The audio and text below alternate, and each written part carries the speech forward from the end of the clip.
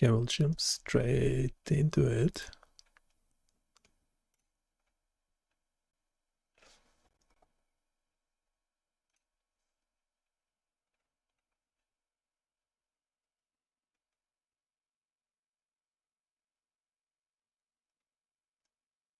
Everything we do is on BioniChaos.com. Go check out the website. Provide your feedback.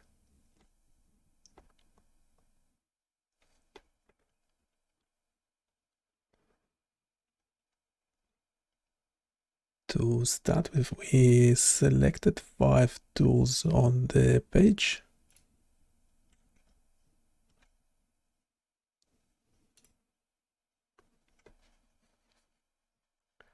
And unless there's a human who would like to ask a question, then I'm happy to talk to a human. We'll have 2 robots talking about it.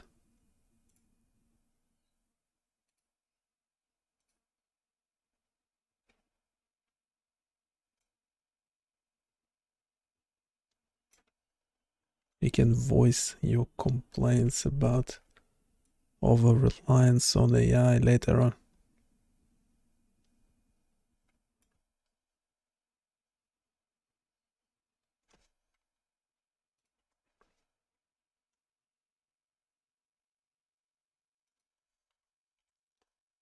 The only problem is that some of them do not feel they fit the screen very well, so apologies for that. You can find all of them. I can put the tools in the chat, so those are the tools that will be the robots will be talking about. There are 5 of them. We'll have some sort of video. Top 5 tools on BioniChaos.com. Well, you hear it here first on the live, because we're trying to do everything live. So there you go.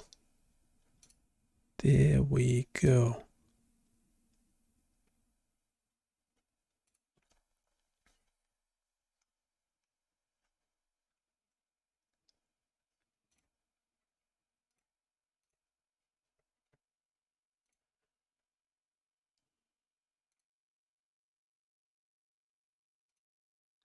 If you want to join this live, you're more than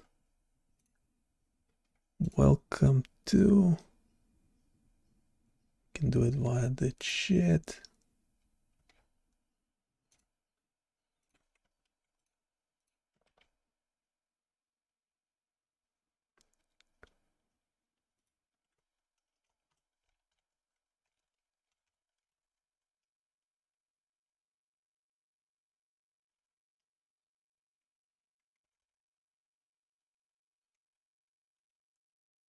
It's an AI alert.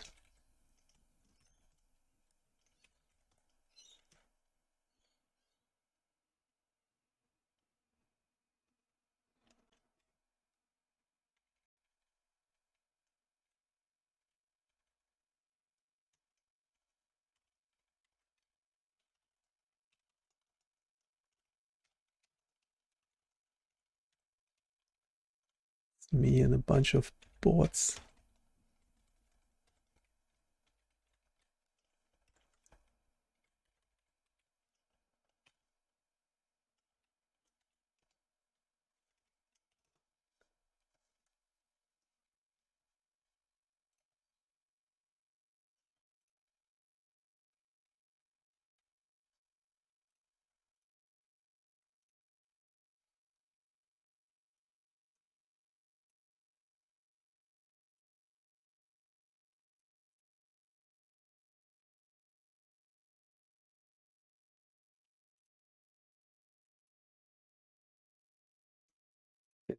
Another 6 minutes, and then we will go from there.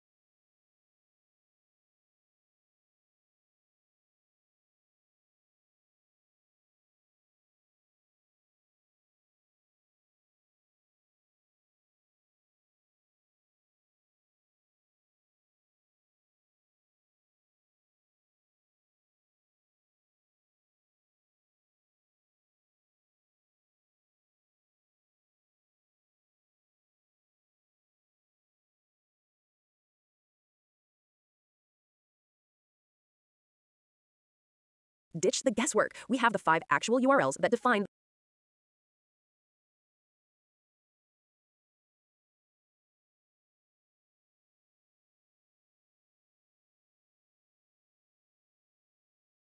Bionic.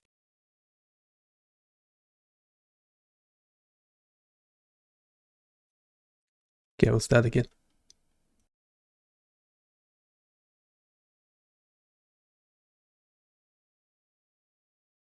Ditch the guesswork.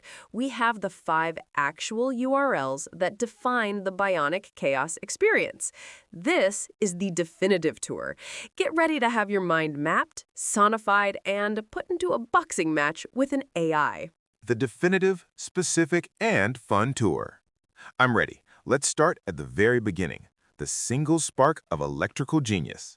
Tool 1, the Neuron Simulator. This is the neuron simulator. Forget everything else. This is where the magic happens. It visualizes the Hodgkin-Huxley model, the math that explains how a single neuron fires. You are literally the architect of a brain spike. Look, I can manipulate the sodium and potassium conductance sliders. If I open the sodium channels too wide, the spike is huge. If I mess with the potassium, the repolarization goes haywire. It's a sandbox for fundamental neuroscience. It teaches you about the crucial threshold, the point where the neuron says, yes, I am firing now. And you can see the results immediately. This is perfect for any bio student who hates differential equations. You see the math, but you play with the result. Everyone, go build your own beautiful, dysfunctional brain spike. https://bionicchaos.com/neuronsim. Tool 2. EEG to music, sonification. Now, let's take that signal and make it sound beautiful or terrifying. This is the EEG to music sonification tool. This is the part where the data becomes art. It takes the brain's electrical chaos, be delta, theta, alpha waves, and assigns them to instruments and pitches. It's a real-time data translation. A high-frequency beta wave, concentration, might trigger a fast snare drum, while a slow, deep delta wave, sleep, triggers a sustained bass note. You're hearing your consciousness. It's a great way to show how frequency analysis works without looking at a single graph. It's highly shareable, unique, and frankly, a bit spooky. Go hear what your brain sounds like. https://bionicchaos.com/EEG_music. Tool 3. EEG Synthesizer. Since we're talking about frequency, let's look at the control panel. This is the EEG synthesizer. It's the cleanest way to learn what a clean brainwave should look like. This is the mixer. If the EEG to music was the DJ, this is the guy building the track.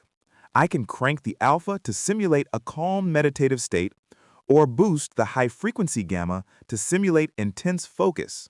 And you're seeing the result in the time domain and the frequency spectrum simultaneously. It's crucial for training. You can introduce artifacts like a simulated eye blink or muscle noise to teach filtering techniques. It's a digital brain in a jar that you get to shake. Perfect for testing new BCI algorithms before you ever put a cap on your head. Build your perfect or perfectly awful brain state right here. https://bionicchaos.com/EEG-synth. Tool 4. CardioBot. Time for the competition. We're moving from the brain to the heart with CardioBot. This is an ECG labeling game where you fight a machine learning algorithm. High-stakes battle. You are presented with a heart rhythm, and your job is to correctly identify and label the P wave, QRS complex, and T wave before the bot does. It's a test of pattern recognition against pure computation. The tool generates real, clinically relevant arrhythmias, so you're actually training your diagnostic eye. The goal isn't just to be fast, it's to be more accurate than the algorithm, proving that the human expert is still critical. It's an amazing gamified diagnostic tool for students and a great way to kill time while also learning cardiology. Go beat the bot and prove humanity is superior. https://bionicchaos.com/cardiobot. We end on the most clinically significant tool. This is Seizure Zone. It's the visual analysis environment for detecting a high-stakes neurological event. This is serious data science. You're looking for that signature on the spectrogram, a stripe of intense color representing a high-power rhythmic frequency that indicates a seizure onset. It puts the user directly in the data scientist's chair. You can see the raw EEG, but the spectrogram makes the patterns jump out.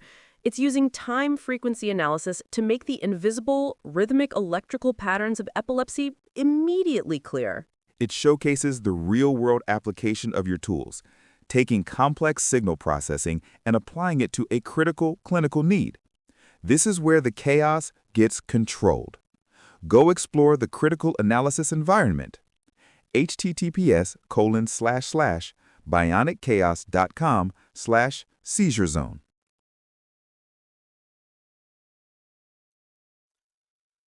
Yeah, that last one doesn't seem to be correct. It's hallucinated on the last tool. We do have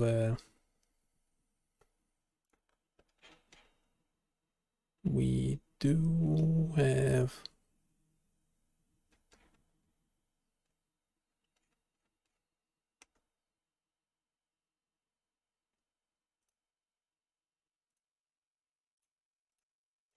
do have a frequency spectrum.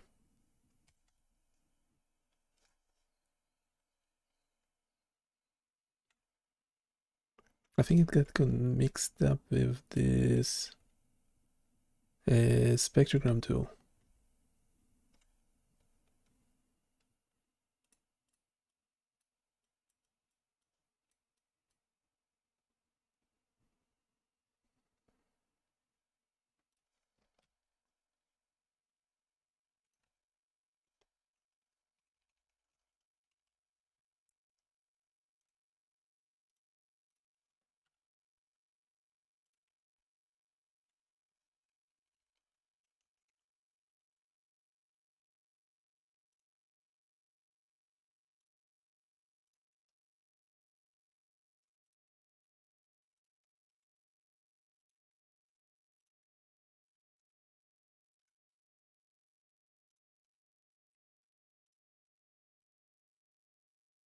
I think you got the two tools mixed up. Can you look at each link and describe each one again?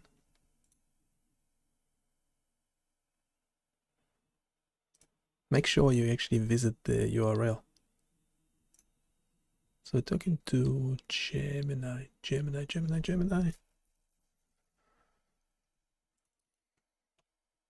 So it did pretty well. Just hallucinated 1 out of 5 times. Still actually causing my GPU to go haywire. GPU.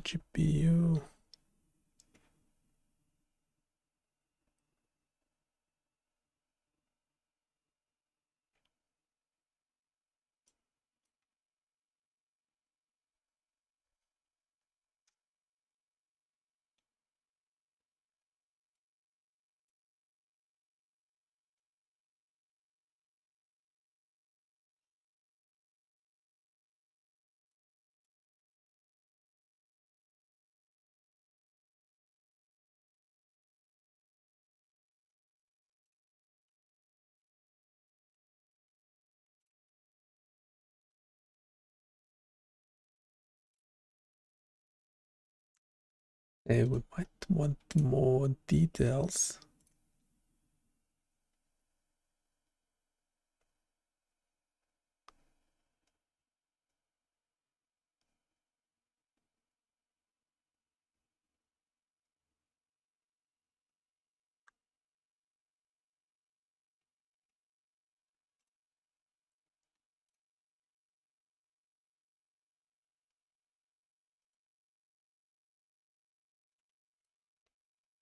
And we don't want the scene description.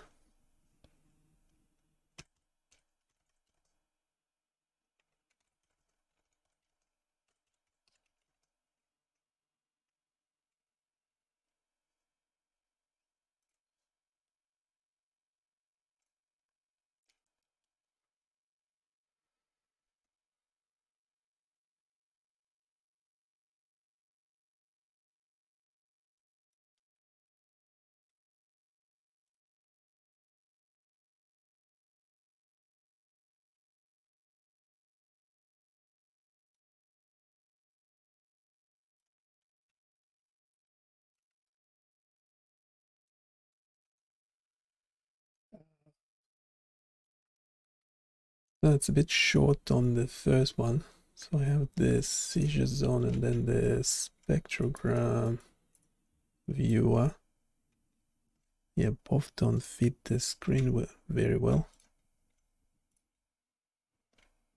This one has keyboard shortcuts as well, so that's even worse.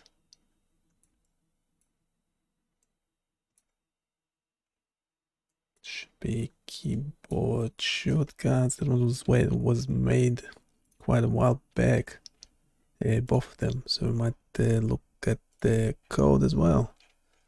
Something crazy, like looking at the code instead of vibe coding.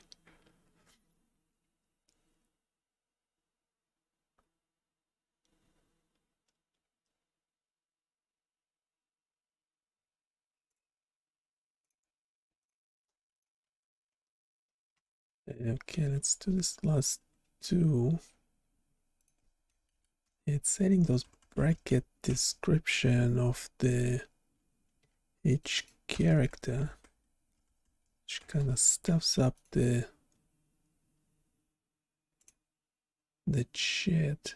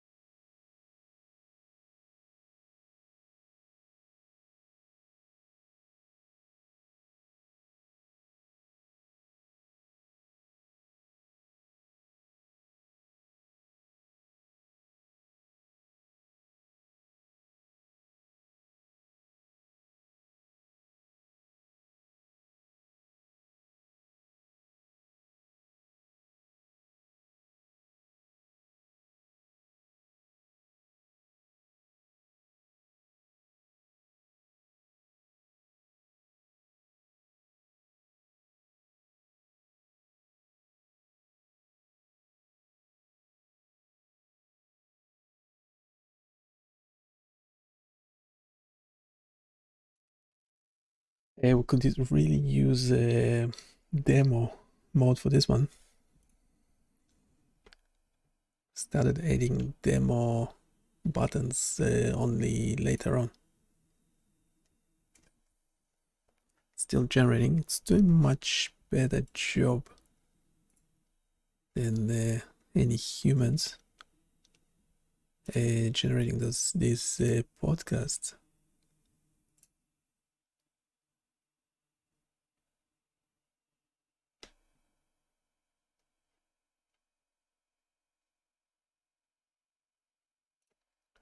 So we reviewed the action potential architect, the EEG to music. Go check it out. We reviewed the advanced EEG signal simulator. We actually updated it recently to have a more realistic EMG artifact there. You can see it's doing this burst instead of just adding a constant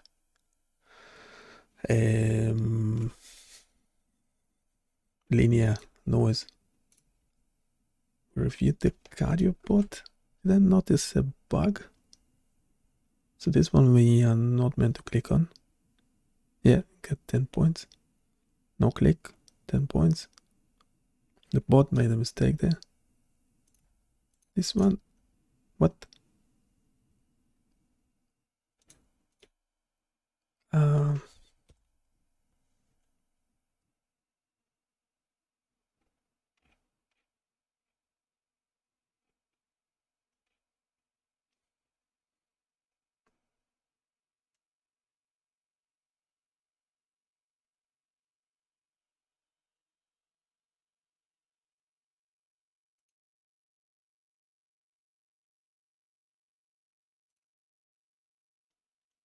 There might be an error.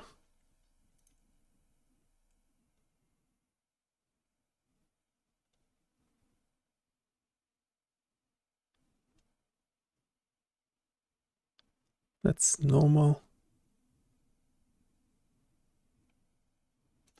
It's abnormal, and now it's going faster. It's working okay. I don't know what happened before.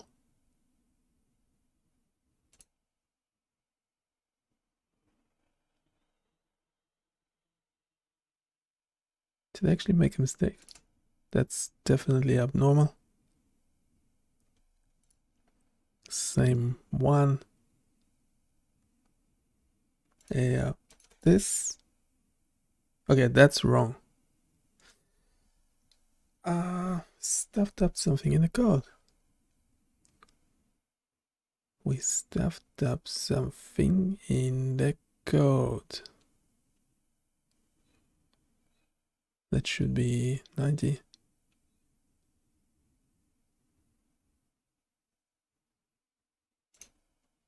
Yeah, that was correct. That's correct. Correct, as in correct that we clicked on it because, but this one.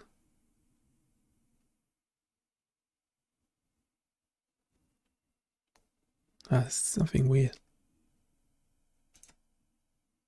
Something is weird.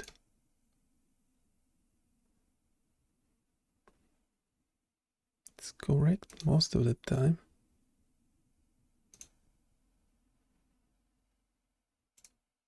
There's some sort of race condition or something.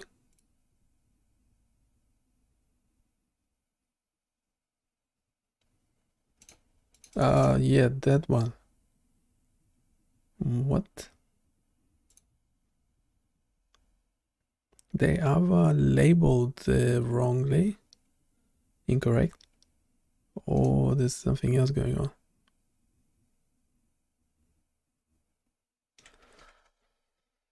We have to check. That's quite an important. It's quite a serious bug.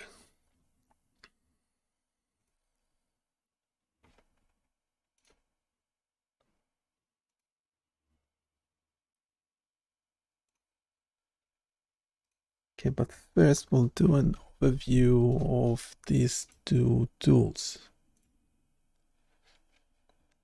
So if you don't like AI, turn it off now. Yogic, let's be forensic about these final two tools. They look similar, but they address two sides of the same clinical problem: localization and analysis. Let's dissect the anatomical model first. Dissect away. One is the where, the other is the what. Starting with the where, which is always the most complicated place to be. Tool 1. Seizure Zone, the neurological locator. This is Seizure Zone. It is an interactive, high-resolution 3D rendering of the human cortex. Its purpose is to visualize the epilepsy semiology, the symptoms, and their corresponding ictal onset zones on the brain surface. It's a foundational educational resource. So a user can click on a specific clinical description, say automatisms with impaired awareness, and the tool immediately highlights the temporal lobe and the associated hippocampus in a glowing color. You're connecting a messy clinical observation to a pristine anatomical location. Exactly. It uses a cortical parcellation atlas, like the Destrio or another high-detail model, to allow precise spatial understanding. You can toggle visibility to look at the relationship between the surface gyri and sulci and the underlying deep structures. It illustrates the principles of lateralization, understanding which hemisphere is involved. It's invaluable for showing why pre-surgical planning requires such detailed localization. It turns the abstract concept of a focal seizure into a tangible, glowing hotspot on the 3D model. If you want to know which part of your brain is throwing the party, look here, https://bionichaos.com/seizure zone. Tool 2, IEEG spectrum visualization, the data decoder. Now we pivot. We leave the perfect 3D anatomy and look at the electrical signal truth. the IEEG spectrum visualization. This is the engineer's playground. I see the raw voltage trace on top, a very messy, noisy line, but the magic is the spectrogram below it. That's where you find the secret codes. The spectrogram is a time-frequency map. The vertical axis shows frequency, hertz. The horizontal is time. And the color intensity shows the power or strength of the signal at that frequency. Pathological activity, like high-frequency oscillations, HFOs, show up as vivid, high-power color stripes. And the fun is in the manipulation. You can change the window function or the wavelet used for the analysis, which dramatically alters the resulting map. You're forced to confront the fact that analysis is subjective. The math you choose impacts the data you see. Crucially, you can switch the frequency scale from linear to logarithmic.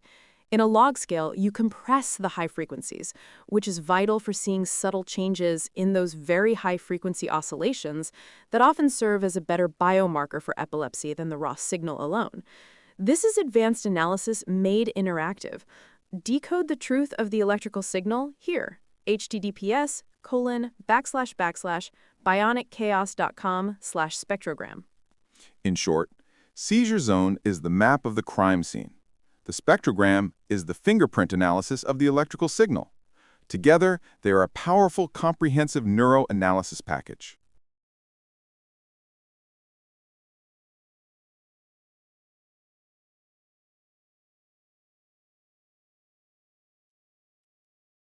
The human in the loop if you have any questions. Otherwise, go check out the website. Everything we do is available on BioniChaos.com.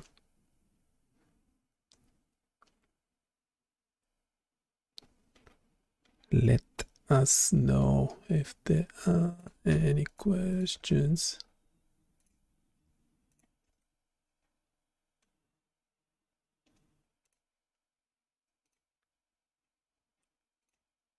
Thank you for the likes and subscribes.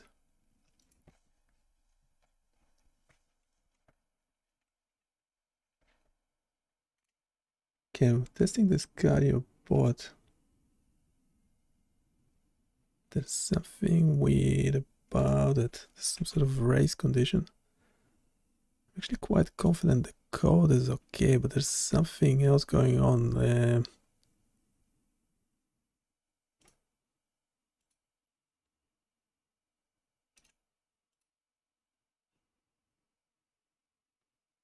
Yeah, there's yeah, there's something wrong. Something's wrong. Something's wrong.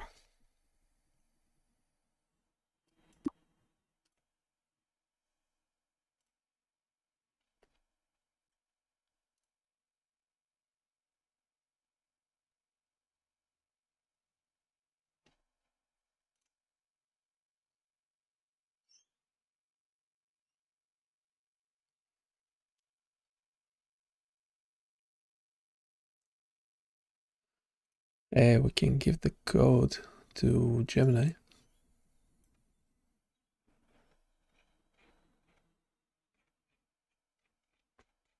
It's still been sitting there for quite some time, having potentially quite a major error.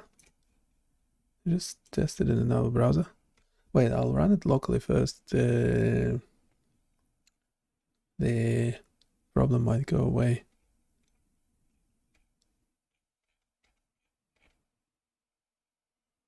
Cardio bot. Yeah, we had also Cardio Quest. Oh, this is a Flask. This is a Flask web application. Oh, I don't like it. Yeah, we used to rely on Flask quite a bit. We don't do that anymore. We don't do that anymore. We'll have to redo it in vanilla JavaScript.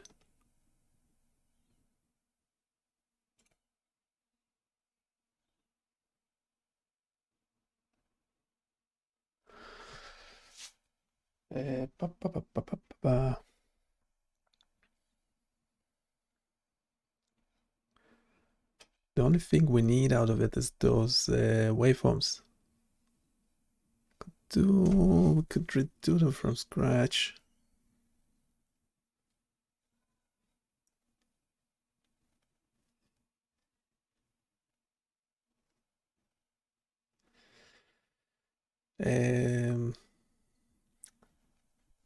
The machine is relying on fuzzy logic. I mean, we could really be using any other logic.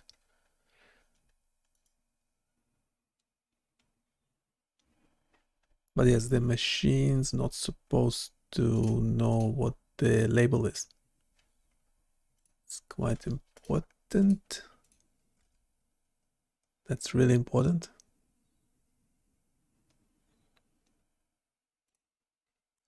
How would we know the machine is not cheating?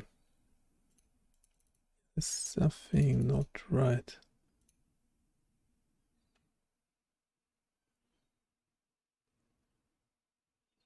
Yeah, we essentially will be getting rid of all the tools that have a Flask application running, meaning they have a backend.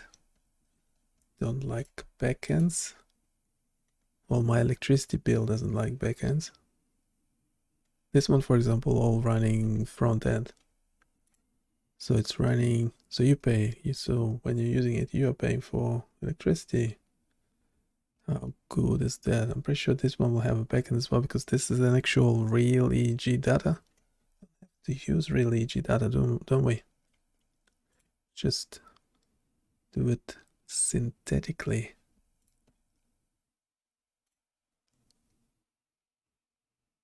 Or load the data as JSON or something onto the front end as well.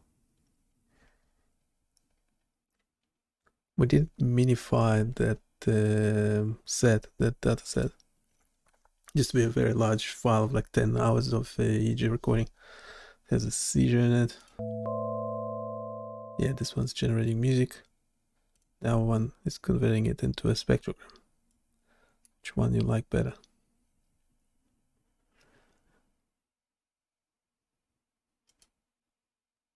The cardio stuff there needs some fixing. So I'm thinking we could be redoing it.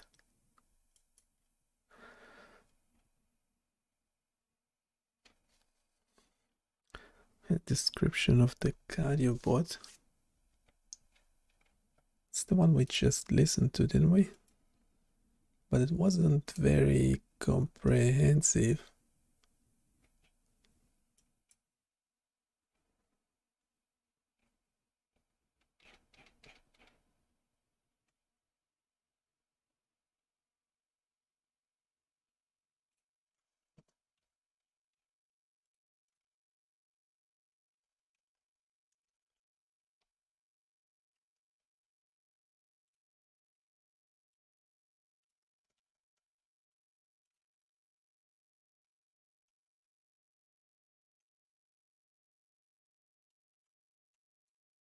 Yeah, we'll do another one just about this tool.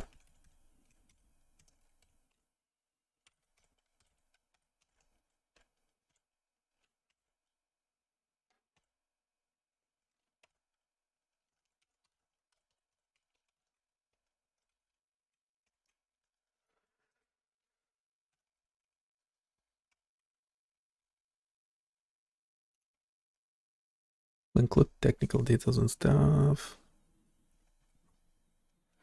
This is for the purpose eventually for redoing the whole lot. Human in the loop, what?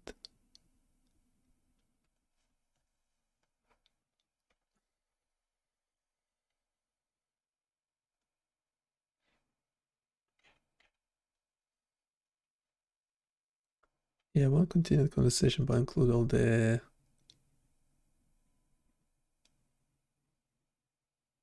include the code, well, some elements of the code.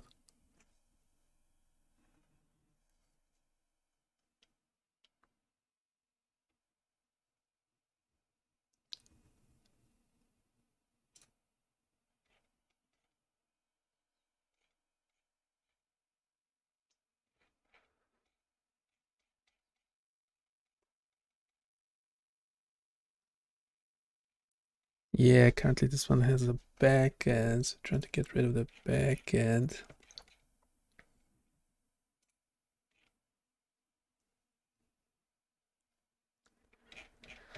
It's fuzzy logic based.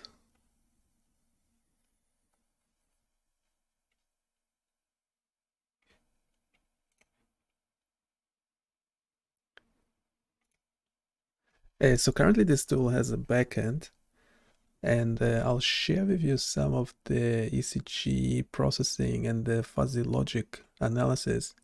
Maybe you can explain those as well. But yeah, don't include any code in your explanation. We just want it to be conversational.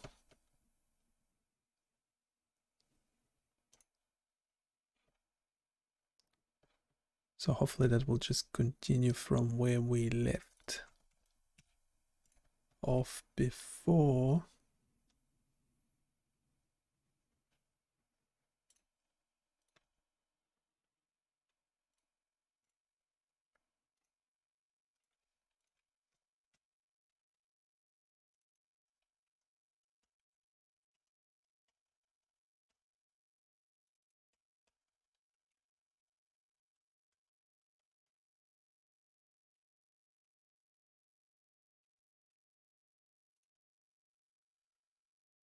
Yeah, we'll run another quick description of the web application.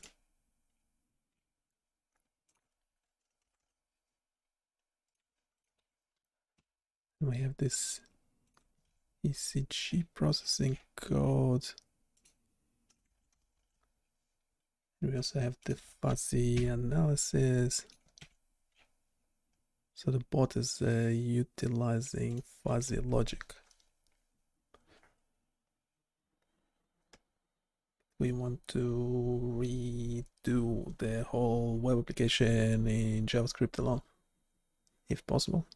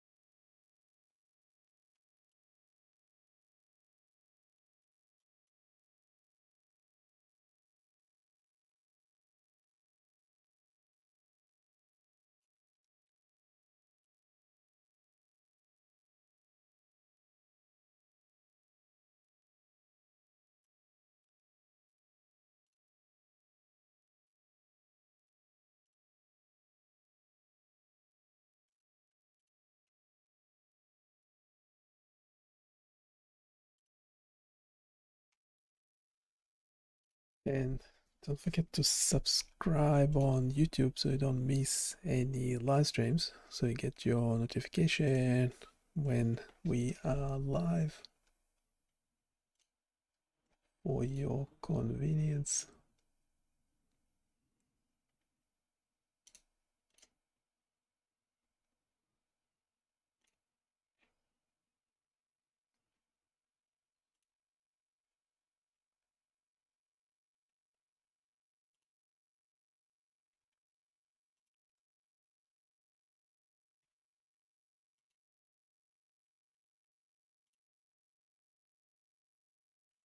Okay, wait a sec. So I'll do a quick overview of this tool, and we will... No, wait a sec. We will mute this page. We'll download the audio.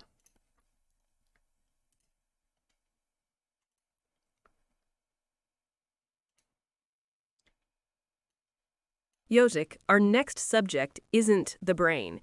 It's the heart, specifically the CardioBot, a tool that turns the meticulous work of ECG analysis into a rapid-fire, AI-driven competition. The CardioBot. Finally a reason for me to actually care about my P waves. The core idea is brilliant. You versus the machine in a battle of electrocardiac pattern recognition. It's more than a game. It's a focused training tool for ECG waveform segmentation. The objective is to correctly identify and label the distinct parts of the cardiac cycle on the provided electrocardiogram strip. Right, the holy trinity of the heartbeat. The P wave, the QRS complex, and the T wave. The P wave is the atrial contraction. QRS is the big ventricular squeeze, and the T wave is the relaxing phase. But the fun is in the speed and accuracy challenge. Exactly. The game forces rapid, high-stakes decision-making. You are competing to place your labels, or annotations, on the waveform before the CardioBot AI does. And the bot, presumably, has been trained on massive datasets like PhysioNet. So if I correctly identify a subtle P wave and label it before the AI, I get the points, proving my superior human intuition. It's a real-world demonstration of human-in-the-loop machine learning. That's the technical point. The bot acts as a benchmark. If you consistently beat it, you are proving the robustness of your clinical eye. But the real technical detail is what the tool is generating. It's not just normal sinus rhythm. Ah, the pathologies. The tool generates or loads rhythms with deviations. I'm guessing it throws in premature ventricular contractions, PVCs, maybe some atrial fibrillation, AFib, or perhaps an oddly prolonged QT interval. Precisely. It trains the user to spot those critical anomalies. The difficulty scales, and the tool provides immediate feedback on why your annotation was right or wrong. It is turning medical data labeling, a traditionally tedious, specialized task, into a gamified, competitive sprint. It's like flashcards, but if the flashcards were trying to steal your job. It's the best way to get medical students to care about the difference between a ventricular tachycardia and a poorly placed cup of coffee. Go prove your superior human pattern recognition. www.bionichaos.com/cardiobot. Yeah, that's pretty good. Do whatever the bot said. We'll be all working for AI, so better do what the robots are telling you to do.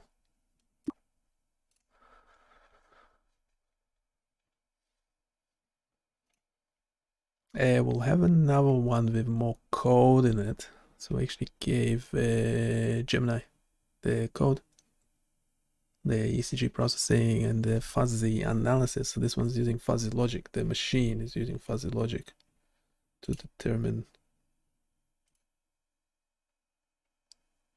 to make a decision if the ECG waveform is normal or abnormal.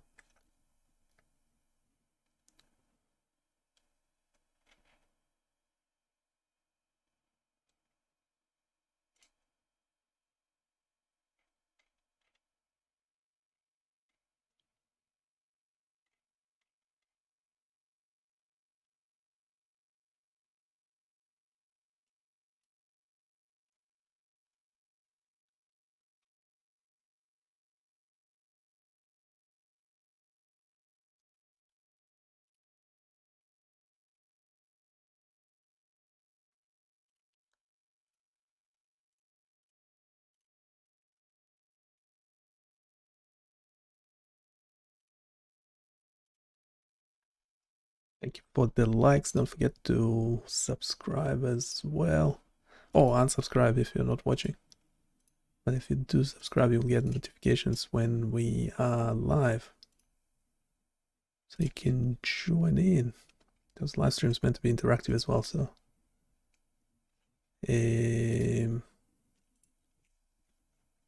go for the chat. Okay, we'll do an overview talking about the code.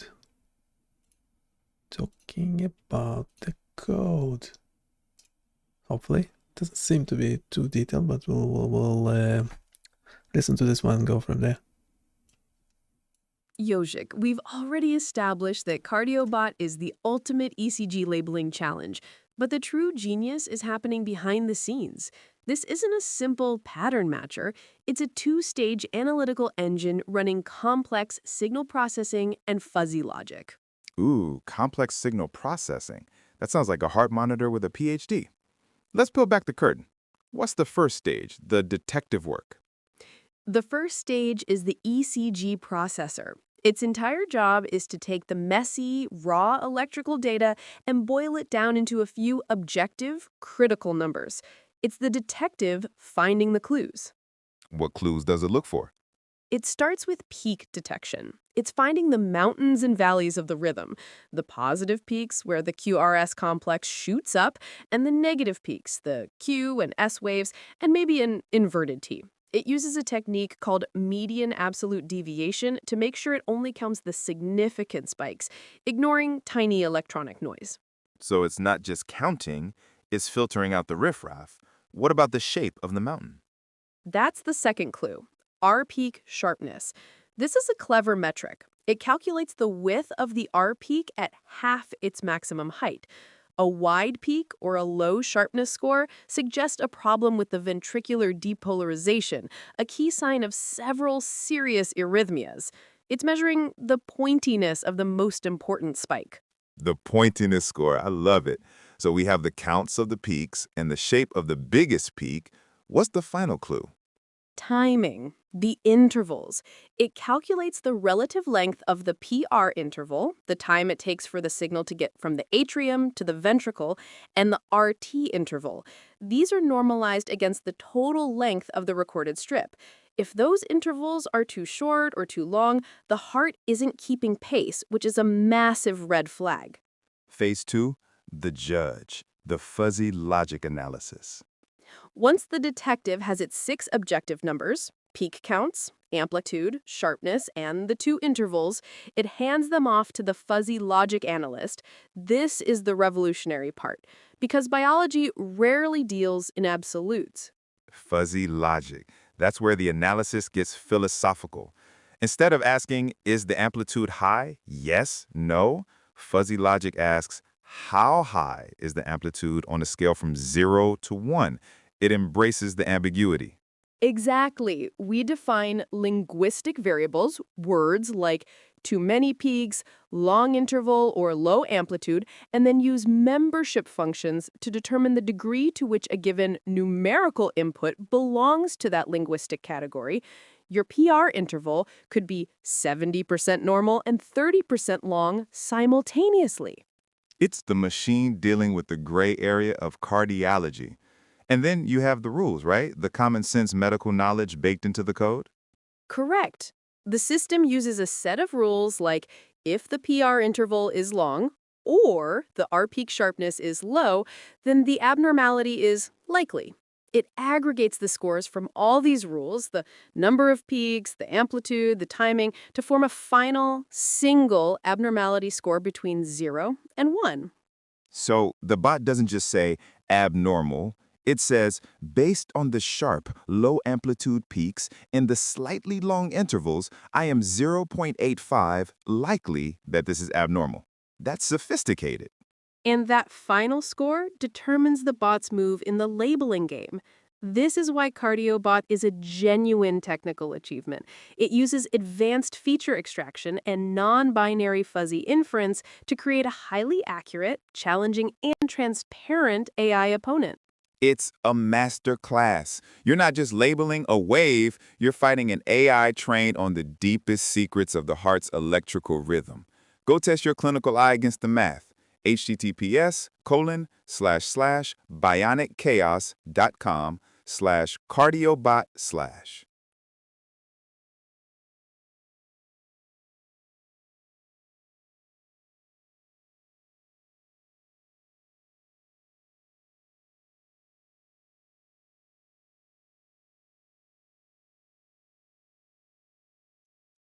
Yeah, so there's a human in the loop if you have any questions. It's mostly working. Don't like that YouTube error. We have a YouTube embedded on the page. Probably get rid of it to avoid that error. The decision there is the one the robot makes. Oops. Why is that video not working or what? Tool published a while back. That one didn't have this. Yeah, it got one false alarm there. When the human.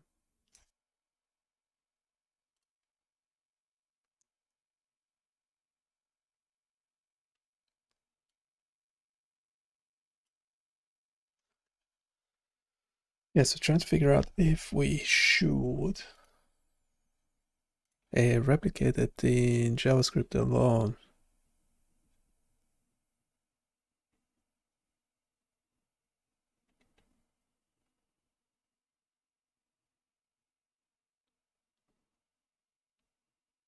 It's and also potentially prevent it from giving it too many normal ECGs. Could improve the waveforms as well. As in make it more comprehensive, add more different types of waveforms.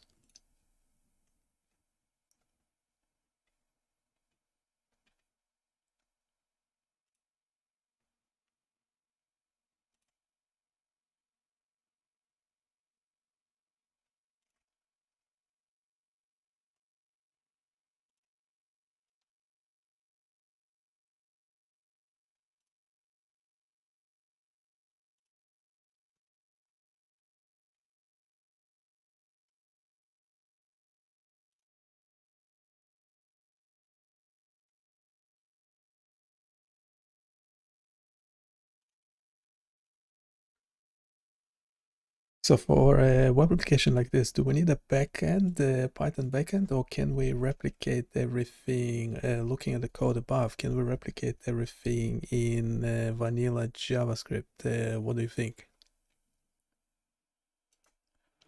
Let's see if it will turn it into the conversation or just a plain response. I don't know. No one knows what robots will do.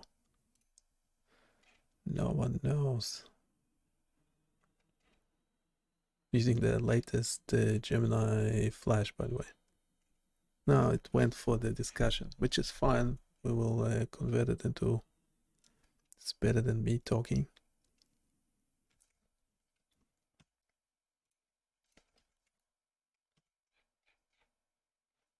We will convert it into a chat, into a podcast, professional podcasters. AI alert. If you don't like AI, this would be a good point to stop listening.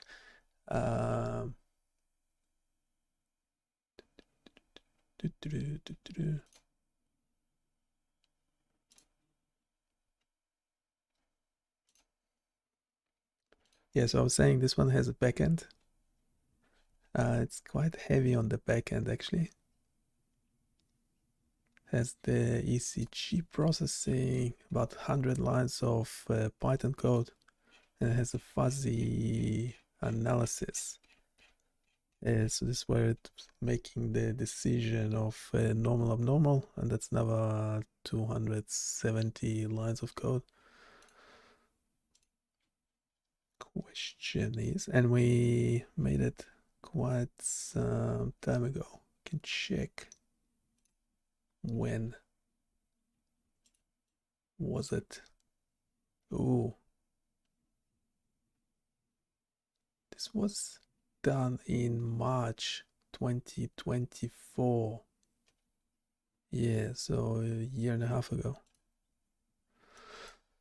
This is a Flask application, so we don't. We're trying to move away. We don't do Flask applications anymore.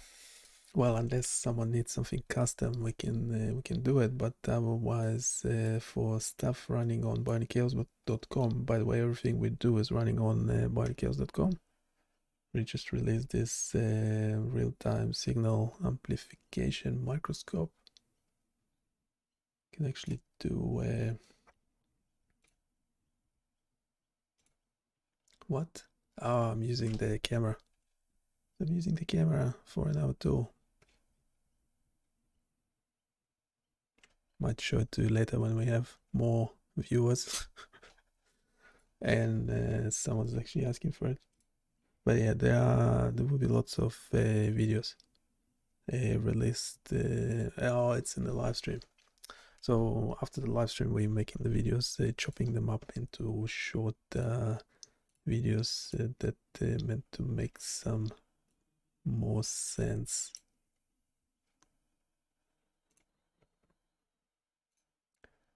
But if anyone has a specific question, we can cover it here as well. Yeah, I'll stick to what we are doing right now. CardioBot. We have another version of it, a CardioQuest, that is vanilla JavaScript, but it's more basic. And that one doesn't have... So that one you're not playing, you're playing against yourself, not against the robot. So if you go landing page, ECG...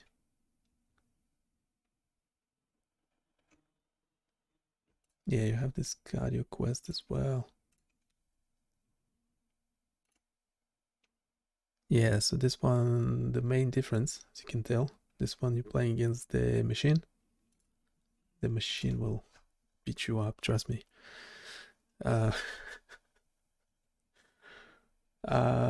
also has the option for adding noise. The noise, by the way, goes to the machine. So actually the machine will start making more mistake if you increase the amount of noise. So it's already made 22 misses and 4 false alarms. Those are false type 1, type 2 errors. And yeah, once you increase the noise on certain waveforms, it starts making more false alarms. Well, yeah, because the noise is too large. The signal to noise ratio is too low.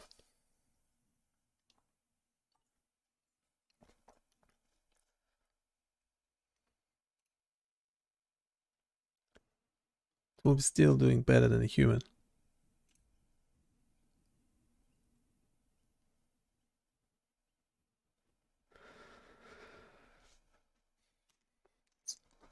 So the question really is, can we combine these two? So make it standalone, a JavaScript, vanilla JavaScript, so it can running in your browser instead of on my server, but still have you labeling, playing, competing against the robot. I'm pretty sure we can, but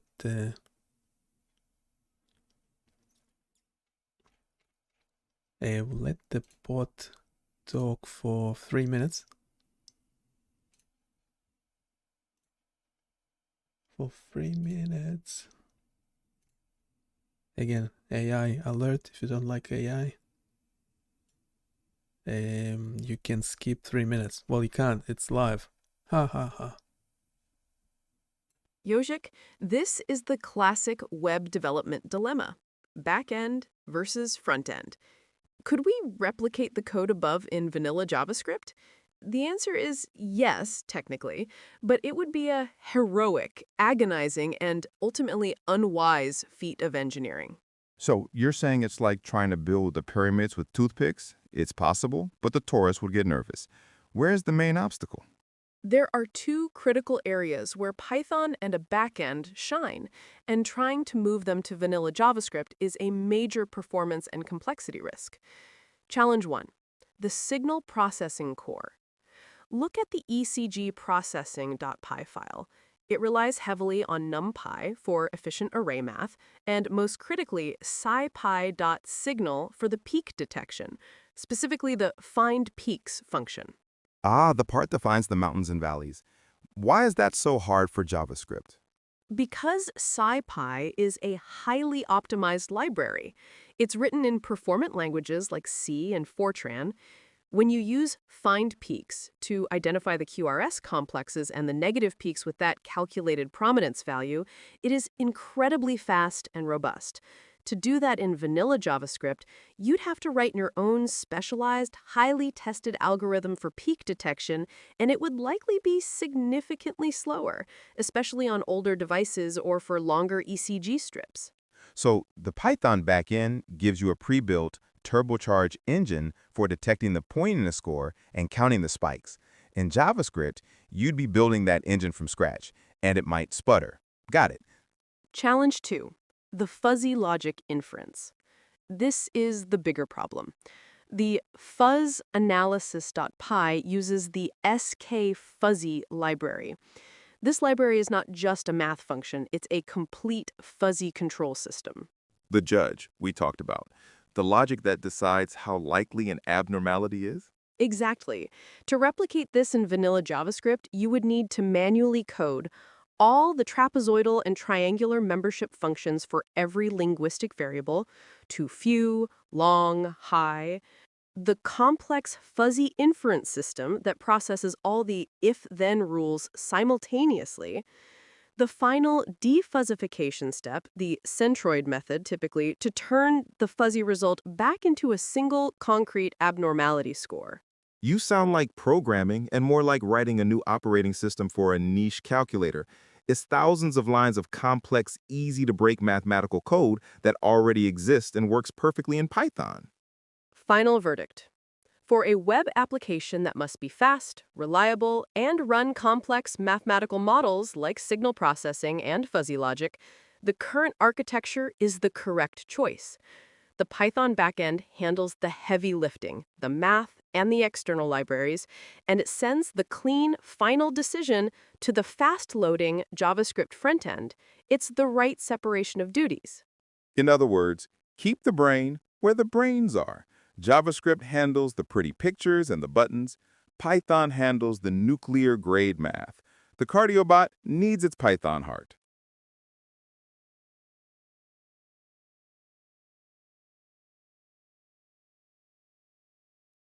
I don't like that answer. Um, Wait a sec.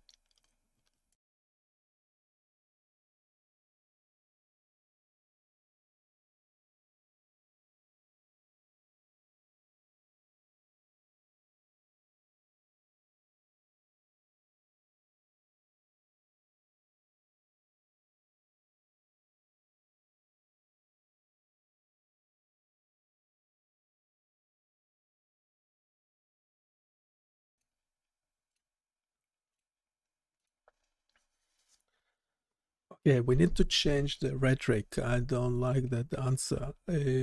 Yes, it's running kind of okay, even though the backend makes things more complicated. So the Flask application makes things really complicated. I have multiple Python files, so on and so forth. And I don't really need to be sending data back and forth. So if we're doing it all in JavaScript, it will be much faster, wouldn't it? So we need to change the response. Convince me that doing it in JavaScript will work. So just assume we are doing it in JavaScript. We don't have to replicate the whole fuzzy system. So we can just use math.js.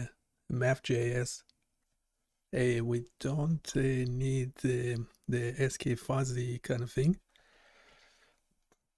Because instead of the full fuzzy logic system, we can do an approximation. I mean, even if we're doing the whole fuzzy logic system, it should not be too complicated. So you have access to the code in the conversation above. Let's just go discuss the details of how we gonna do everything in JavaScript. And stay positive, it will work.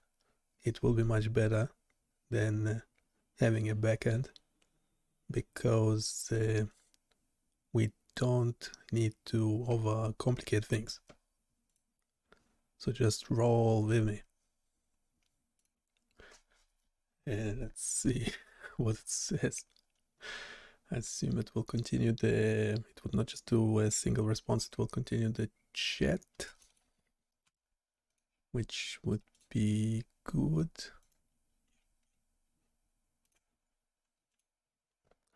Which will be good if it does.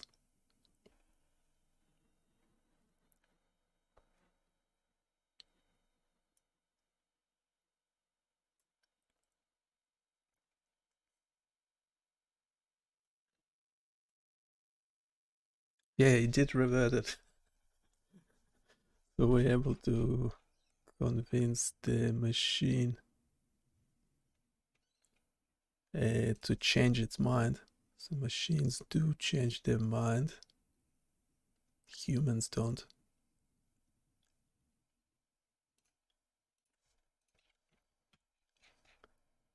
That's this annoying thing in the beginning where each speaker. Yes, we're doing like a chat between a scientist, a data scientist, and a comedian, a smart comedian. Let's go for this one. We use the same voices.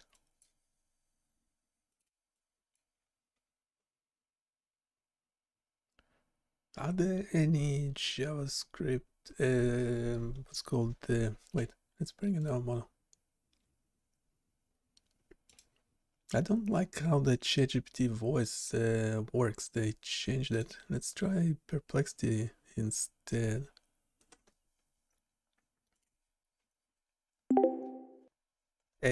What do you know about fuzzy logic and how it can be applied in biomedical data? Just a very, very, very quick response. Fuzzy logic handles uncertainty and imprecision, making it useful in biomedical data for tasks like disease diagnosis, treatment planning, and sensor data interpretation. Okay, okay. Are there any JavaScript libraries for doing fuzzy logic in the browser? Here are some JavaScript libraries for fuzzy logic in the browser: Fuse.js, List.js, MuFuzzy, Set.js. You can check out their features and usage examples online, like at https:/themeselection.com/JavaScript fuzzy search.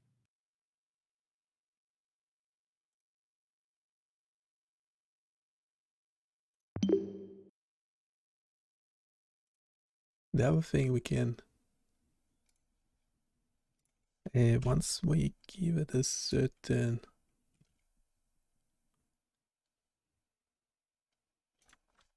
let's wait, because once we give Perplexity a certain link, I don't think we can do the voice model anymore.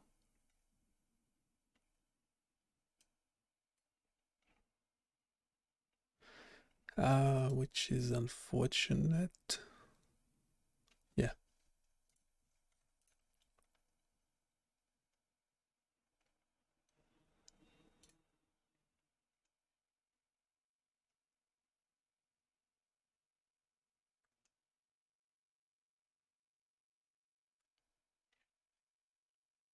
Where's the previous chat?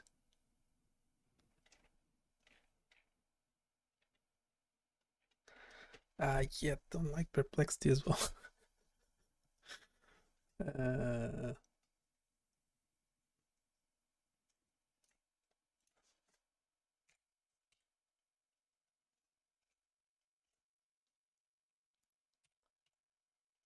A very conversational bot, what's called Sesame AI.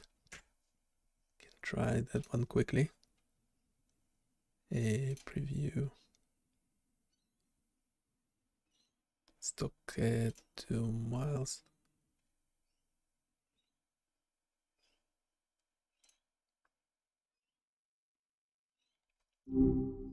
Hey there. Hope you didn't Okay, regret what giving the do you website know? What do you microphone. know about fuzzy logic? Fuzzy logic. It's kind of a fascinating concept, you know. It's not Can about just go like, into the technical details of fuzzy logic. gotcha. All right. So, unlike traditional Boolean logic, true or false, 1 or 0, fuzzy logic deals with degrees of truth. Instead of something being definitively on or off, it exists on a spectrum between 0 and 1.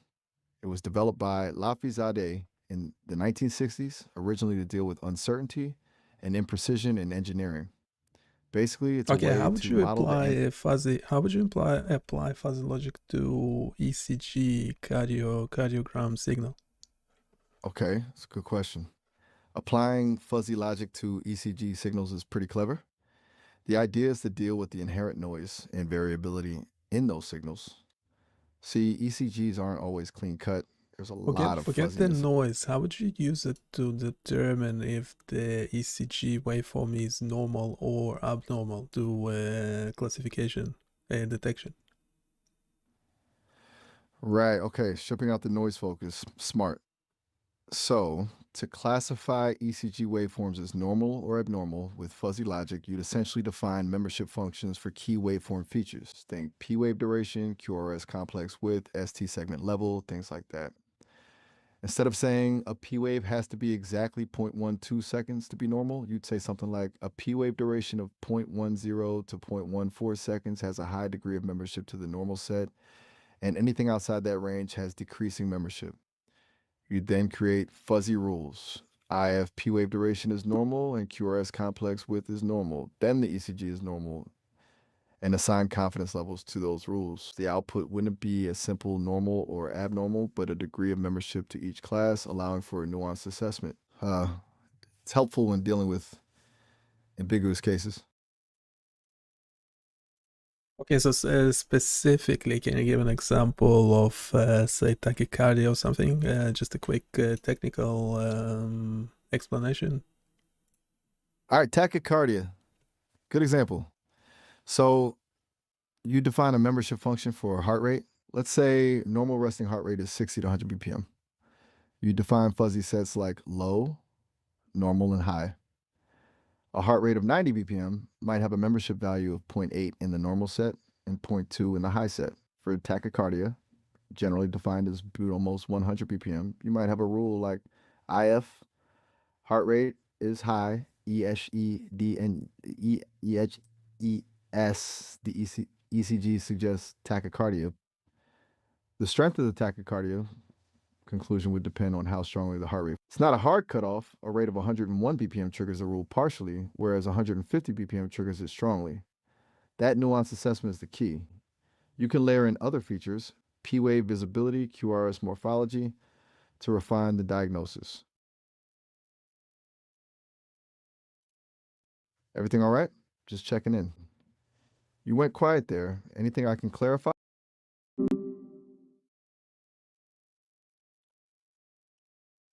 Don't get the text of the conversation, but that was pretty good. It's actually no stuff. It actually knows stuff.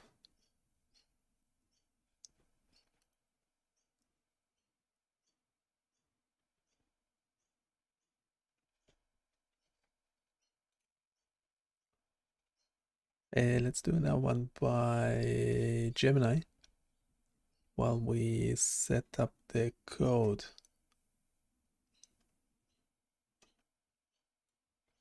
Yoshik, you've hit on the most critical design decision for a modern interactive web application. The feeling that the Flask backend is overcomplicating things is absolutely correct. We are no longer limited by browser performance. Moving this entire analysis to pure JavaScript is not just feasible, it's the optimal strategy for superior performance and a simplified, lightning-fast user experience. Lightning-fast user experience. I love it. Why have a server waiting room when the user's laptop is already a supercomputer? The biggest win is obvious. Zero latency. No more sending the ECG strip to the server, waiting for Flask to wake up, running the math, and sending the results back. The analysis happens instantly when the user clicks. Exactly. We eliminate the entire network dependency. Let's tackle the two main Python hurdles and detail the elegant JS solutions. The signal processing solution. The first challenge is replacing the heavy hitters, NumPy for array math and SciPy.signal for those custom peak detections, the positive, negative, and that clever R-peak sharpness calculation. Right. SciPy.signal.find peaks is where the current system gets its muscle. How do we get that muscle in the browser?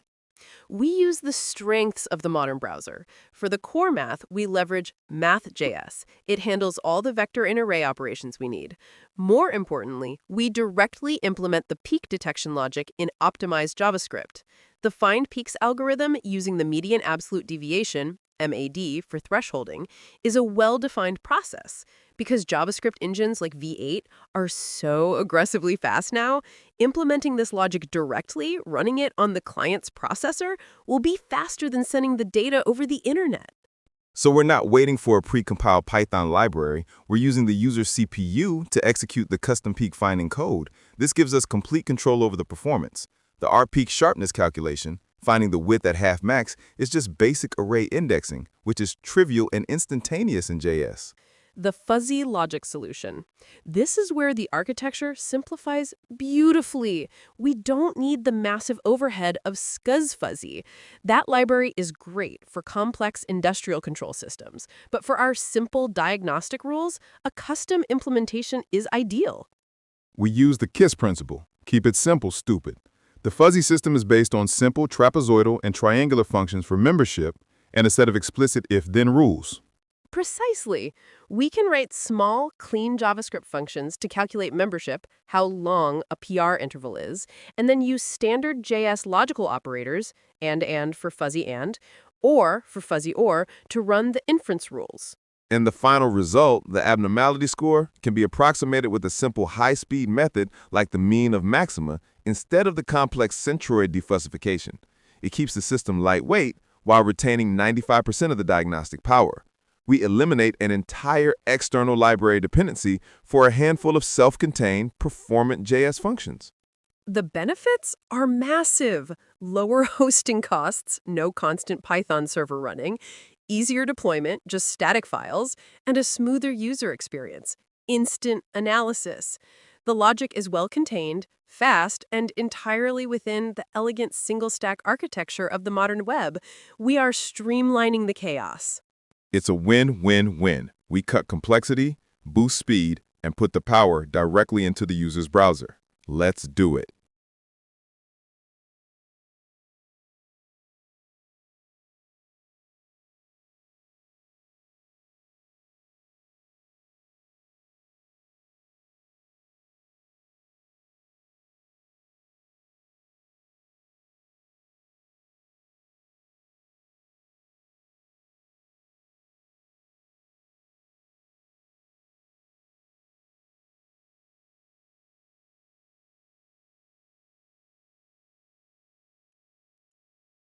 Okay, so we have the brief for developer.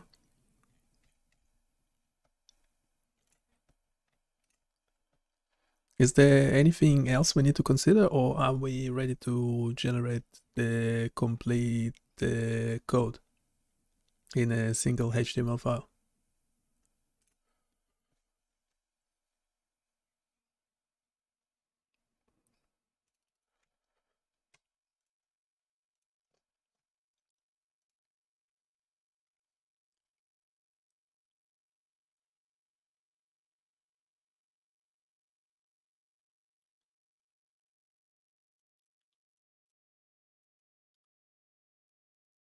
It's actually generated a chat response. Maybe we can listen to it. I can't be bothered reading anything.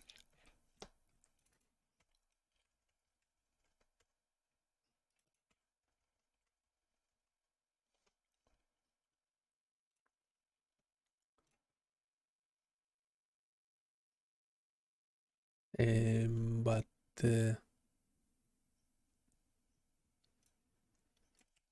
well, essentially it's saying yes, we can.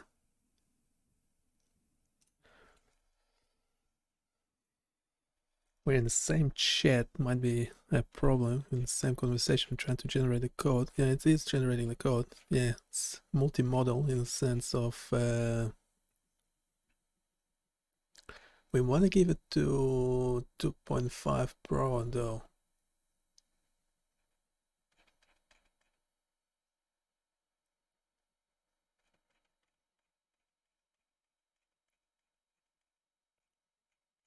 Yeah, we can start with this one. We need a name for it.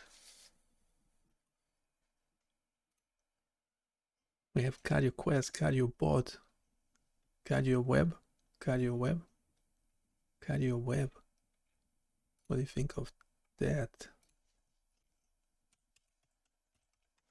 Do we have cardio taken? No, cardio is not taken.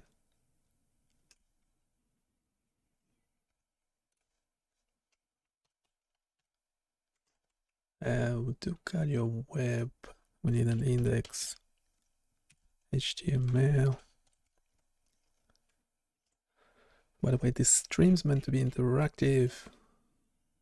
If you want to go for the chat, just say hello, it's okay. We have 586 lines of code. And let's run it, obviously, locally for now. There's some rubbish.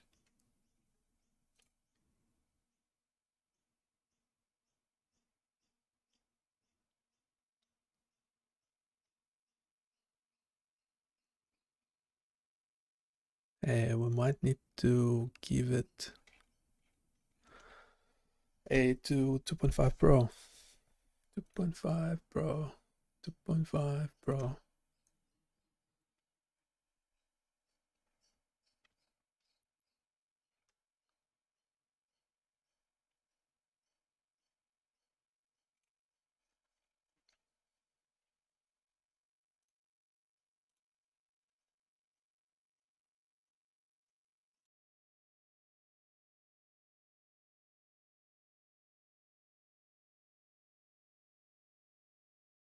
Yogic, before we generate the final code, we need a quick final checklist to ensure the single file architecture and the educational goals are absolutely met. This saves us from frustrating debugging cycles later. The final quality assurance check. Let's prevent the chaos before it starts. What are the last few things we might have overlooked in this single file, no backend masterpiece? Final checklist and considerations. Area. Consideration. Rationale for inclusion. Accessibility. Keyboard. Is the normal action correctly mapped to a secondary key, example N or a designated arrow key, to ensure full keyboard navigation alongside the spacebar or Enter key? Full compliance with accessibility standards for keyboard-only interaction. Canvas redraw performance. Does the JavaScript include a robust request animation frame loop for drawing, and is the drawing function debounced or throttled on the window on resize event? Essential to maintain smooth animation, non-blocking, and high-performance resizing without lag or flickering on the 80VH canvas. Sonification cleanup. When the sound off toggle is pressed, does the JS ensure all web audio contexts and oscillators are properly stopped and closed? This prevents memory leaks and ensures audio threads are not running silently in the background after the user disables sound. Demo mode state. Does the demo loop logic clearly implement a demo mode active state flag, disabling user mouse and keyboard input while the demo is running? This prevents score corruption and ensures the user can't interfere with the automated showcase until the demo is explicitly stopped. Data normalization. Is the ECG waveform data array normalized before being drawn? Example, scaled to fit between -1 and 1, then mapped to the canvas coordinates. Guarantees that the waveform looks correct regardless of the raw voltage range in the JSON data, ensuring accuracy and stability across different pathologies. CSS box sizing. Is box sizing border box set globally in the embedded CSS? Critical for ensuring the 100 VW width and other percentage widths behave predictably and don't cause layout overflow on mobile screens. We have strong plans for high-performance canvas redraws, proper state management, and the necessary technical cleanup for the Web Audio API. And the design is sound. The single file structure, the 80VH canvas, and the keyboard accessibility are all accounted for. We've got our instructions. The code is ready to be written. We are ready. Generate the complete code.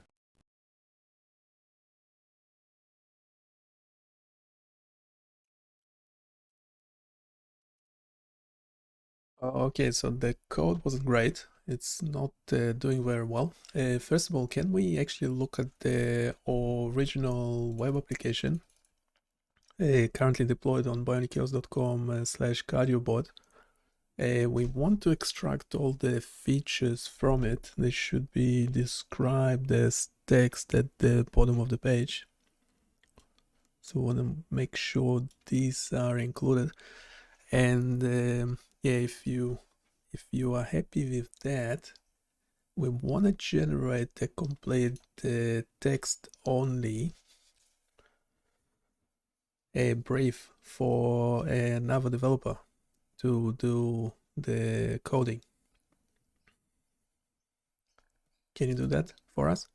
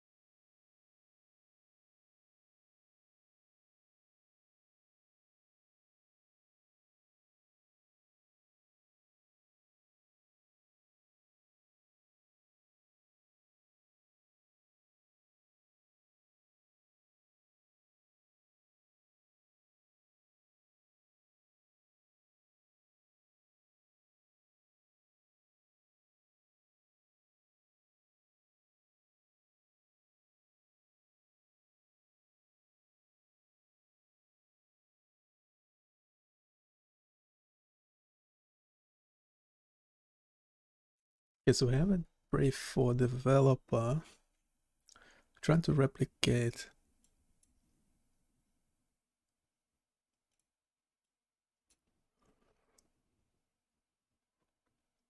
why is it doing PQRSD keys for quick segment selection?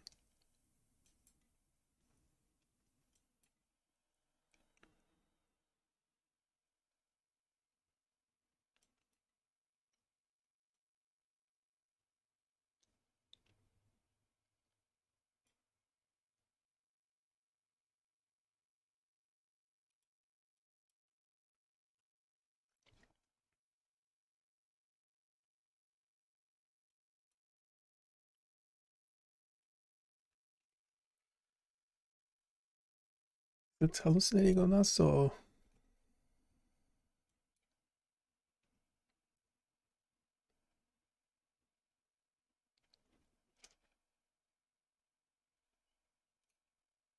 let's do the last response.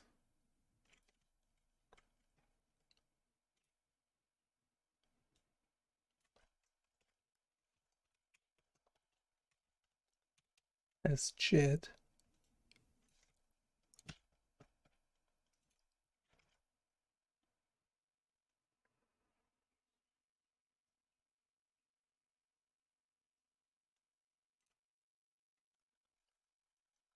Because I'm not sure about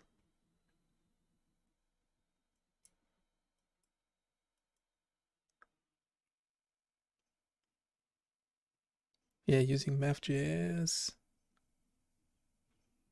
No external frameworks, so we're not using React or anything else.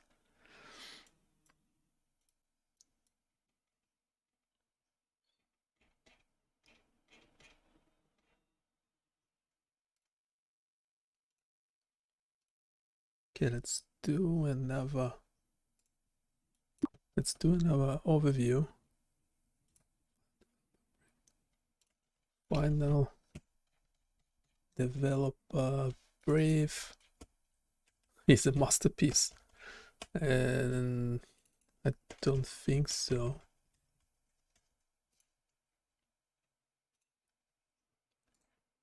I don't think it's a masterpiece.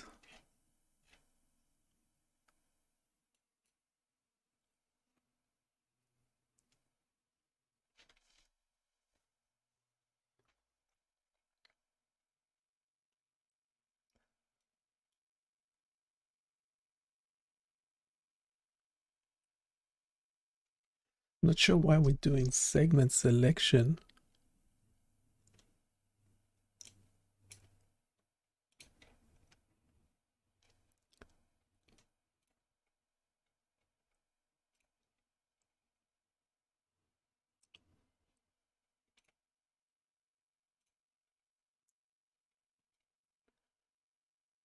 I mean, we can try giving it to 2.5 Pro, the brief we have.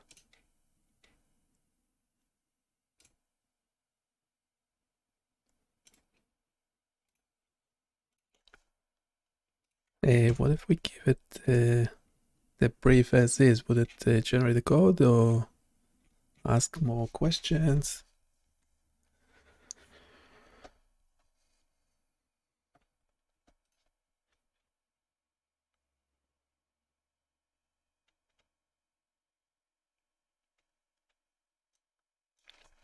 Yeah, a few areas.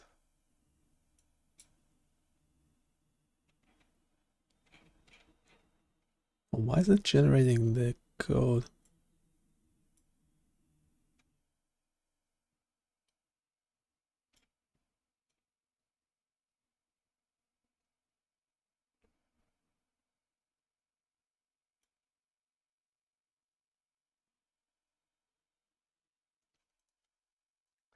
Yeah, so the direct BQST wave detection in VanillaJS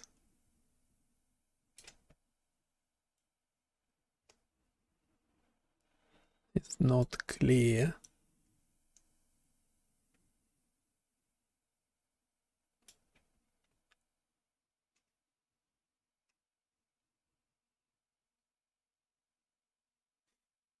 I haven't found a direct JavaScript implementation for calculating the width at half max.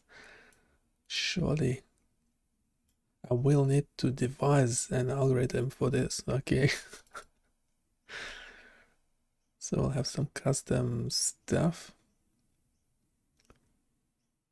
So the self-contained fuzzy logic implementation, while I've found libraries, the constraint of using only vanilla JavaScript means I will likely need to implement this simplified fuzzy logic system from scratch. I actually prefer that.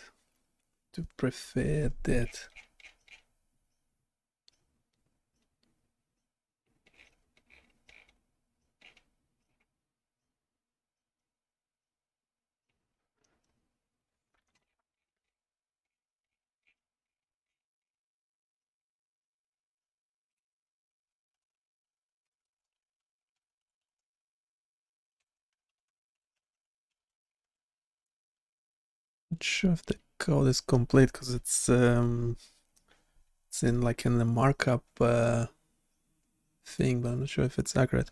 Anyway, I've been talking for too long. If there is a human who wants to chip in, go for the chat. Otherwise, we'll talk to robots.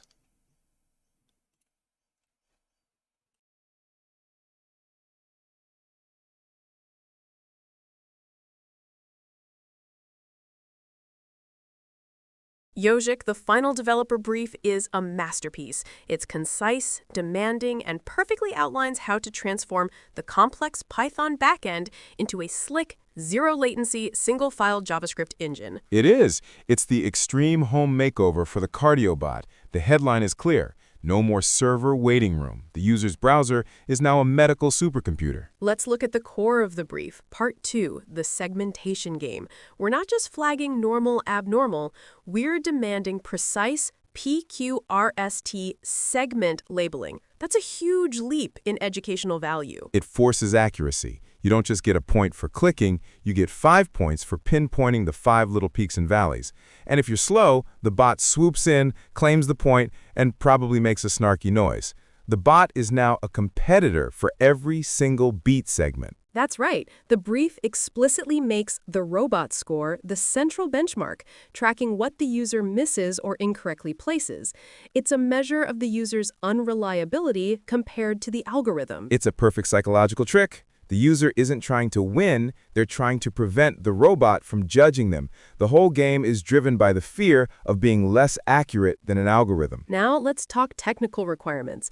The bottom text content, the technical documentation, is where we truly show off. We've mandated the explanation of the median absolute deviation, MAD, for peak detection. MAD. That's the part where the code says, I'm ignoring the tiny static and only looking for significant electrical events. It's a robust statistical filter. It shows the user that the underlying math is solid, not just a random line of code. and the R-peak sharpness being calculated as the width at half max. We made sure that detail was included. That's a key clinical measure for ventricular function, and it's now explained right beneath the visualization. The pointiness score is official. It's taking a complex concept, ventricular depolarization duration, and explaining its simple geometric representation on the screen. And finally, the fuzzy logic model explanation.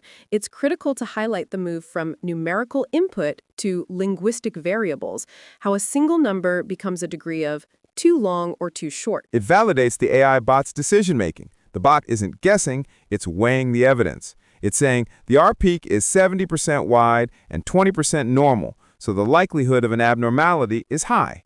It's an honest AI that admits its uncertainties. This brief ensures the developer creates an application that is not only visually appealing and interactive, but also transparently accurate in its simulation of biomedical signal processing principles.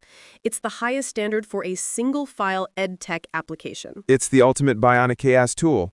It's fast, it's accurate, and it makes you battle a tiny, probabilistic AI about the state of your synthetic heart. The mission is complete.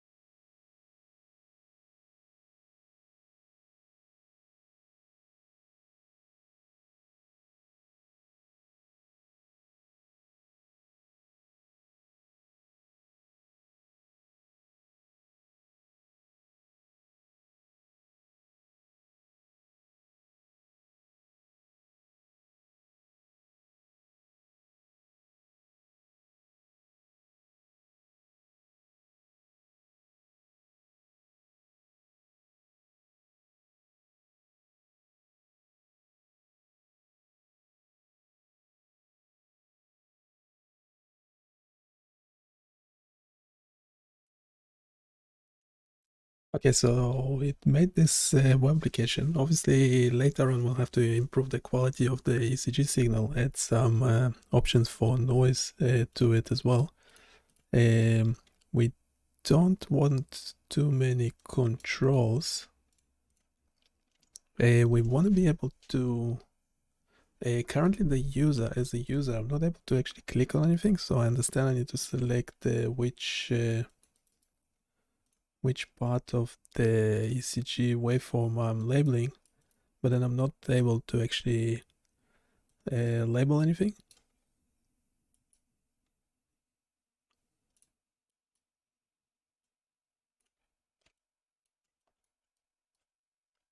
Am I meant to be holding the keyboard down or something? I'm not sure. So it doesn't seem to work really well. If you can explain what is it doing, that would be great. I assume the bot is, well, yeah, the bot is making all the scores. I'm not able to score anything.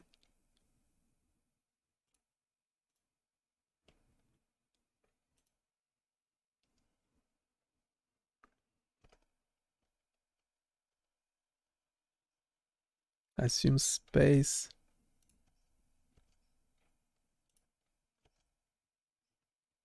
A space keyboard, I assume, is clicking the next rhythm, so that's nice. The bot is making a decision like too quickly. I don't have a chance to make a decision.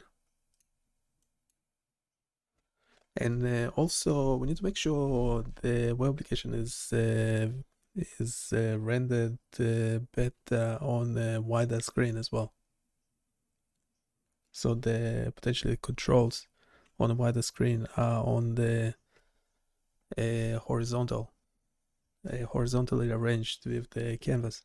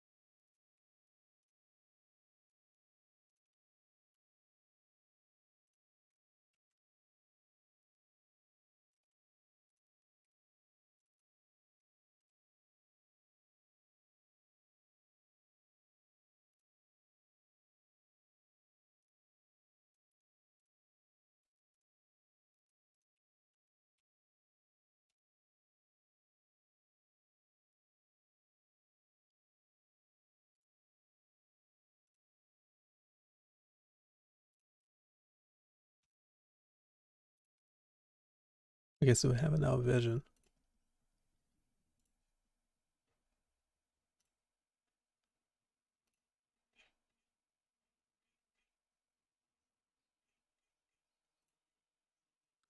We have an our version. We have an our version.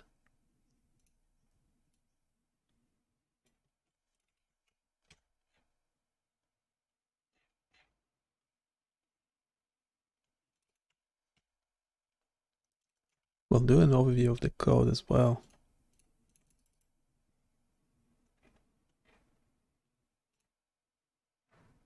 How did it already score the 3 points? Not able to label anything.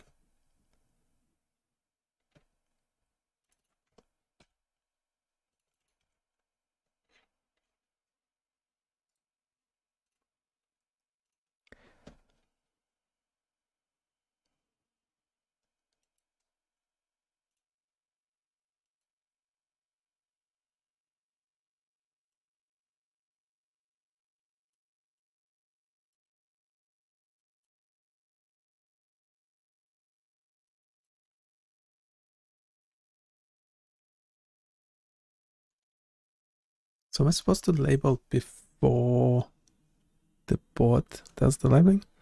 So you have the keyboard shortcuts for PQRST. So if I press R and label, oh yeah. Yeah, I was able to score 1 point.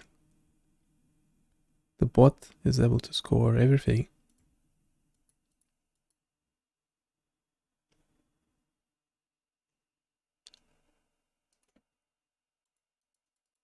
What happens after the bot finishes labeling? That's it. I'm out of time. Like after the labels are shown, so I only have limited time.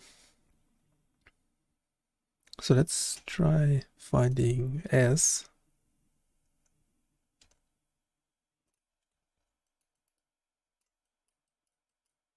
It should be what? What? Was I meant to only label it on the left ECG waveform, not on the right?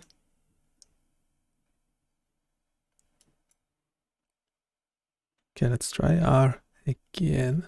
I want my points back.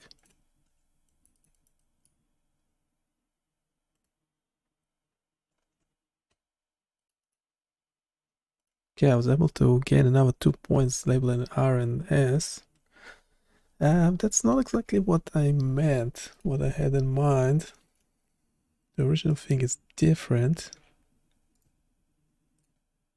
The original thing is quite different. So the bot hallucinated on us. And unfortunately, we don't have much time to fix it now. So I have to come back to it at a later stage. Don't forget to like, subscribe, so you get a notification when when we next live, which will probably be tomorrow. Everything we do eventually appears on BioniChaos.com. It's all deployed, up and running, working, tested, well, by you. So do provide your feedback. And we'll have to wrap it up. Do have another review of the code. So we had multiple versions of this web application. We're essentially trying to redo it in vanilla JavaScript. Currently, this one has a quite extensive backend, Python using Flask, which makes things too complicated. So we're trying to do everything in the browser, in your browser. So also you pay for electricity.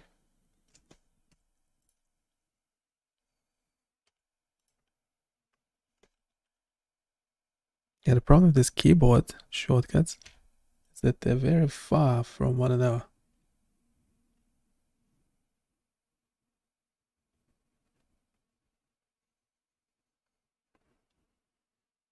So obviously the bot will be winning. Hey, we'll do a 5-minute review by 2 AI agents, voice agents, and we will call it a day. So I'll say bye for now. We'll listen to the bots. Don't forget to like, subscribe. unsubscribe. You know what to do.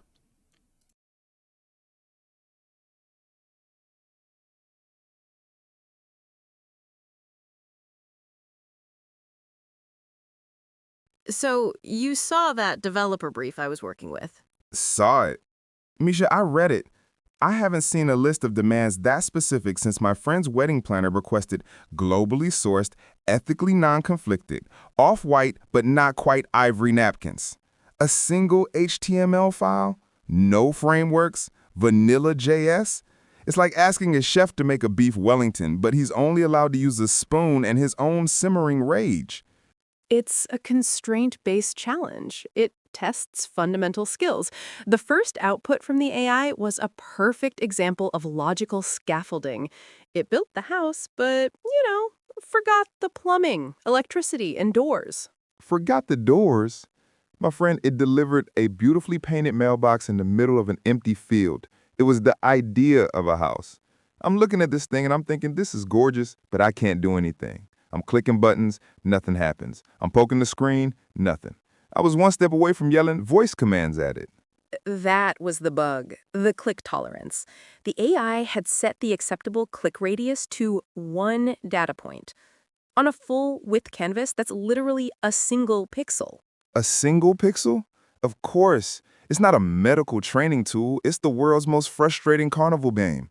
Step right up, folks. Test your might. Can you find the one magical pixel on a sea of 2 million? You have 5 seconds before our lightning-fast robot does it for you and takes your quarter. Precisely. The bot's timer was also too aggressive. 5,000 milliseconds is not enough time for a human to process the waveform, engage the prefrontal cortex, select a label, and execute a motor action with precision. You say execute a motor action. I say frantically slap the mouse before the robot overlord steals my points. The bot wasn't a benchmark. It was a bully. It was like playing chess with a pigeon that just knocks all the pieces over and struts around like it won. I couldn't score a single point. I was feeling a game I didn't even know how to play. And the layout issue on your monitor? Oh, the widescreen. It looked like a panorama picture of a single, very long noodle. Just this ECG wave stretching into infinity. I thought it was performance art. A simple CSS media query fixed that. When the viewport exceeds 1200 pixels, it refactors the layout into a 2-column grid. The canvas on the left, the controls on the right. It's about responsive design. Responsive design. You see, that's where we differ. I would have just told the user, hey, for the best experience, just, tilt your head and squint. Or buy a smaller monitor. We're not made of magic here.